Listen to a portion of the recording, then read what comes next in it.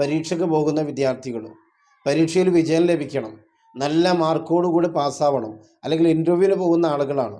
ഇൻ്റർവ്യൂവിൽ നമുക്ക് ജയിക്കുകയും ആ ഇൻ്റർവ്യൂവിൽ നമ്മൾ വിജയിക്കുകയും അതിൻ്റെ ജോലി ലഭിക്കുകയൊക്കെ വേണം. ഇതൊക്കെ ഉദ്ദേശം വെച്ചുകൊണ്ട് അതിലൊക്കെ വിജയം ലഭിക്കാൻ യാ ഹഫീൽ എന്ന് 100 പ്രാവശ്യം ചൊല്ലുക. ഇതൊക്കെ ചൊല്ലുന്നതോടുകൂടെ നമ്മുടെ ജീവിതത്തിൽ ഏറ്റവും കൂടുതൽ ഏത് സമയത്തും കൊണ്ടു നടക്കാൻ പറ്റിയ, അല്ലെങ്കിൽ എല്ലാ സമയത്തും ഭാഗ്യം ലഭിക്കാൻ ഒരു മാർഗം കൂടിയുണ്ട്. അതേതാണെന്നറിയോ? യാ ഹഫീൽ എന്ന ദിക്റിനെ എഴുതി ചുമക്കുക എന്നുള്ളത്. നല്ലൊരു വെളുത്ത പേപ്പർ എടുത്തിട്ട് അതിൽ യാ ഹഫീൽ എന്ന് എഴുതുക. അത് ഒരു 99 പ്രാവശ്യം എഴുതുക. 99 തവണ.